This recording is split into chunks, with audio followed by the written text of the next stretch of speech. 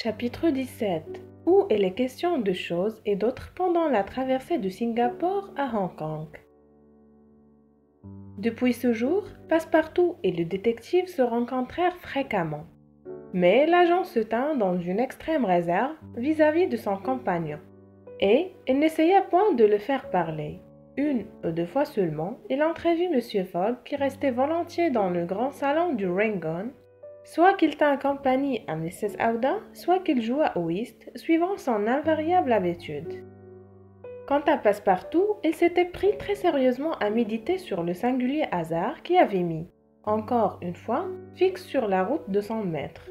Et, en effet, on eût été étonné à moins, ce gentleman très aimable, très complaisant à coup sûr, que l'on rencontre d'abord à Suisse, qui s'embarque sur le Mongolia, qui débarque à Bombay, où il dit devoir séjourner, que l'on retrouve sur le Rangoon, faisant route pour Hong Kong, en un mot, suivant pas à pas l'itinéraire de M. Fogg. Cela valait la peine qu'on y réfléchît. Il y avait là une concordance au moins bizarre. À qui on avait ce Fix? Passepartout était prêt à parier ses babouches, il les avait précieusement conservées. Que le Fix quitterait Hong Kong en même temps qu'eux, et probablement sur le même paquebot. Passepartout eut réfléchi pendant un siècle qu'il n'aurait jamais deviné de quelle mission l'agent avait été chargé. Jamais il n'eût imaginé que Phileas Fogg fût filé à la façon d'un voleur autour du globe terrestre. Mais, comme il est dans la nature humaine de donner une explication à toute chose, voici comment Passepartout, soudainement illuminé, interpréta la présence permanente de Fix. Et, vraiment son interprétation était fort plausible. En effet, suivant lui, Fix n'était et ne pouvait être qu'un agent lancé sur les traces de M. Fogg par ses collègues du Reform Club, afin de constater que ce voyage s'accomplissait régulièrement autour du monde suivant l'itinéraire convenu. C'est évident, se répétait l'honnête garçon, tout fier de sa perspicacité. C'est un espion que ces gentlemen ont mis à nos trousses. Voilà qui n'est pas digne, Monsieur Fogg si propre, si honorable. Le faire épier par un agent? Ah, messieurs du Reform Club, cela vous coûtera cher. Passepartout, enchanté de sa découverte, résolut cependant d'en rien dire à son maître, craignant que celui-ci ne fût justement blessé de cette défiance que lui montraient ses adversaires. Mais il se promit bien de gouailler Fix à l'occasion, à mots couverts et sans se compromettre. Le mercredi 30 octobre, dans l'après-midi, le Rangoon embouquait le détroit de Malacca, qui sépare la presqu'île de son nom des terres de Sumatra. Des îlots montagneux, très escarpés, très pittoresques, dérobaient aux passagers la vue de la grande île. Le lendemain, à 4 heures du matin, le Rangoon ayant gagné une demi-journée sur sa traversée réglementaire, relâché à Singapour afin d'y renouveler sa provision de charbon. Phileas Fogg inscrivit cette avance à la colonne des gains et, cette fois, il descendit à terre accompagnant Mrs. Aouda qui avait manifesté le désir de se promener pendant quelques heures. Fix, à qui toute action de Fogg paraissait suspecte, le suivit sans se laisser apercevoir. Quant à Passepartout, qui riait in petto à voir la manœuvre de Fix, il alla faire ses emplettes ordinaires. L'île de Singapour n'est ni grande ni imposante d'aspect. Les montagnes, c'est-à-dire les profils, lui manquent. Toutefois, elle est charmante dans sa maigreur. C'est un parc coupé de belles routes. Un joli équipage, attelé de ces chevaux élégants qui ont été importés de la Nouvelle-Hollande, transporta Mrs. Aouda et Phileas Fogg au milieu des massifs de palmiers à l'éclatant feuillage et de girofliers dont les clous sont formés du bouton même de la fleur entr'ouverte. Là, les buissons de poivriers remplaçaient les haies épineuses des campagnes européennes. Des sagoutiers, de grandes fougères avec leurs ramures superbes, variaient l'aspect de cette région tropicale. Des muscadiers au feuillage vernis saturé l'air d'un parfum pénétrant. Les singes, bandes alertes et grimaçantes, ne manquaient pas dans les bois, ni peut-être les tigres dans les jungles. À qui s'étendrait d'apprendre que dans cette île, si petite relativement, ces terribles carnassiers ne fussent pas détruits jusqu'au dernier, on répondra qu'il vient de Malacca en traversant les détroits à la nage.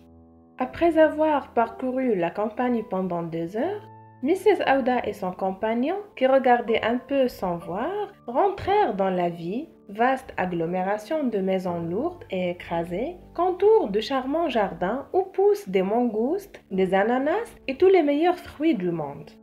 À 10 heures, ils revenaient au paquebot après avoir été suivis sans s'en douter par l'inspecteur, qui avait dû lui aussi se mettre en frais d'équipage. Passepartout les attendait sur le pont du Rangoon.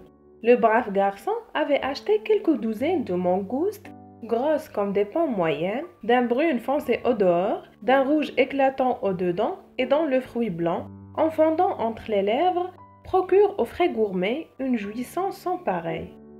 Passepartout fut trop heureux de les offrir à Mrs. Aouda, qui le remercia avec beaucoup de grâce. À 11 heures, le Rangoon ayant son plein de charbon, larguait ses amarres et quelques heures plus tard, les passagers perdaient de vue ces hautes montagnes de Malacca, dont les forêts abritent les plus beaux tigres de la Terre. 1300 milles environ séparent Singapour de l'île de Hong Kong, petit territoire anglais détaché de la côte chinoise. Phileas Fogg avait intérêt à les franchir en 6 jours au plus, afin de prendre à Hong Kong le bateau qui devait partir le 6 novembre pour Yokohama, l'un des principaux ports du Japon. Le Rangoon était fort chargé. De nombreux passagers s'étaient embarqués à Singapour, des Hindous, des Ceylandais, des Chinois, des Malais, des Portugais qui, pour la plupart, occupaient les secondes places.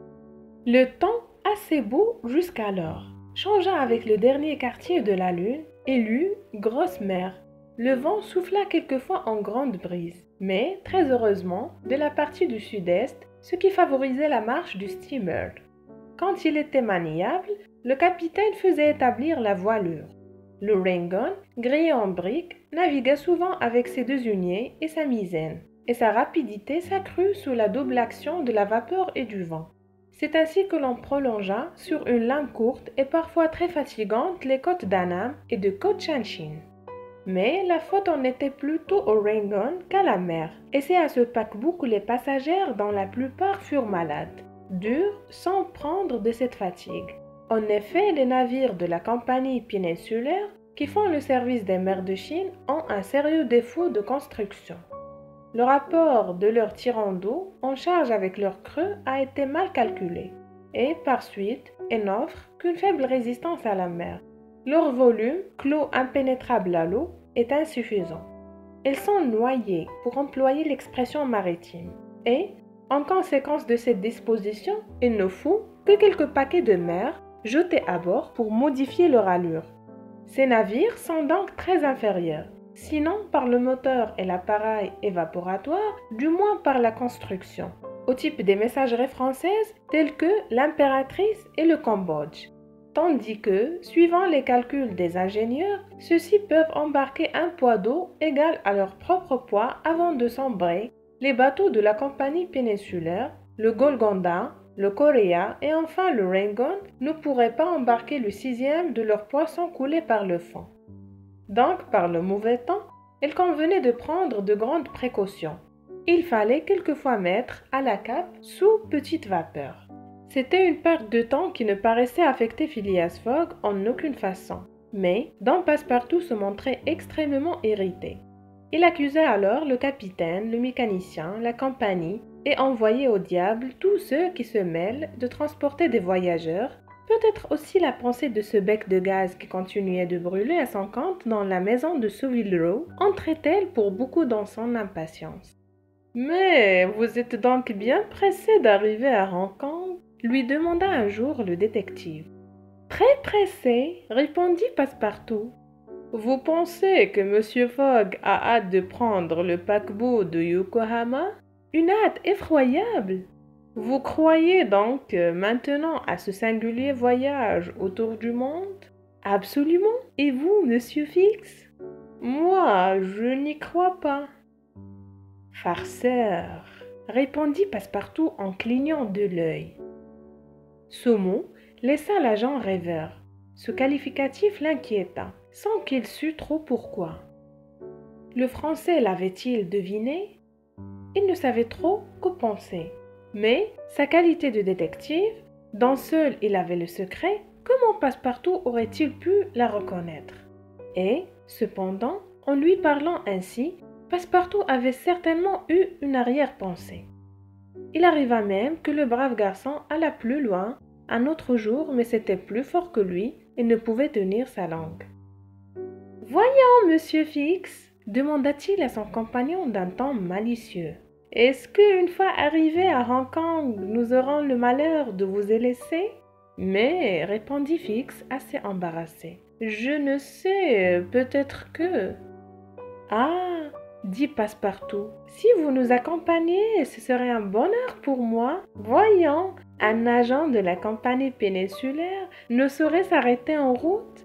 Vous n'alliez qu'à Bombay et vous voici bientôt en Chine. L'Amérique n'est pas loin et de l'Amérique à l'Europe, il n'y a qu'un pas. Fix regardait attentivement son interlocuteur, qui lui montrait la figure la plus aimable du monde. Et il prit le parti de rire avec lui. Mais celui-ci qui était en veine lui demanda si ça lui rapportait beaucoup ce métier-là. « Oui et non, répondit Fix sans sourciller. Il y a de bonnes et de mauvaises affaires, mais vous comprenez bien que je ne voyage pas à mes frais. »« Oh, pour cela, j'en suis sûr !» s'écria Passepartout en riant de plus belle. La conversation finie. Fix rentra dans sa cabine et se mit à réfléchir. Elle était évidemment devinée. D'une façon ou d'une autre, le Français avait reconnu sa qualité de détective. Mais avait-il prévenu son maître? Quel rôle jouait-il dans tout ceci? Était-il complice ou non? L'affaire était-elle éventée et par conséquent manquée? L'agent passa là quelques heures difficiles, tantôt croyant tout perdu, tantôt espérant que Fogg ignorait la situation, enfin ne sachant quel parti prendre. Cependant, le calme se rétablit dans son cerveau, et il résolut d'agir franchement avec Passepartout. S'il ne se trouvait pas dans les conditions voulues pour arrêter Fogg à Hong Kong, et si Fogg se préparait à quitter définitivement cette fois le territoire anglais, Louis Fix dirait tout à Passepartout. Ou le domestique était le complice de son maître, et celui-ci savait tout. Et dans ce cas, l'affaire était définitivement compromise. Ou le domestique n'était pour rien dans le vol, et alors son intérêt serait d'abandonner le voleur. Telle était donc la situation respective de ces deux hommes. Et au-dessus d'eux, Phileas Fogg planait dans sa majestueuse indifférence. Il accomplissait rationnellement son orbite autour du monde sans s'inquiéter des astéroïdes qui gravitaient autour de lui. Et cependant, dans le voisinage, il y avait, suivant l'expression des astronomes, un astre troublant qui aurait dû produire certaines perturbations sur le cœur de ce gentleman. Mais non, le charme de Mrs. Aouda n'agissait point à la grande surprise de Passepartout, et les perturbations, si elles existaient, eussent été plus difficiles à calculer que celles d'Uranus qui ont amené la découverte de Neptune. Oui, c'était un étonnement de tous les jours pour Passepartout qui lisait tant de reconnaissance envers son maître dans les yeux de la jeune femme. Décidément, Phileas Fogg n'avait de cœur que ce qu'il en fallait pour se conduire héroïquement, mais amoureusement non. Quant aux préoccupations que les chances de ce voyage pouvaient faire naître en lui, il n'y en avait pas trace. Mais Passepartout, lui, vivait dans des transes continuelles. Un jour, appuyé sur la rambarde de l'engine room, il regardait la puissante machine qui s'emportait parfois quand, dans un violent mouvement de tangage, l'hélice s'affolait hors des flots. La vapeur fusait alors par les soupapes, ce qui provoqua la colère du digne garçon. « Elles ne sont pas assez chargées, ces soupapes !» s'écria-t-il. « On ne marche pas. Voilà bien ces Anglais. Ah, si c'était un navire américain, on sauterait peut-être, mais on irait plus vite. »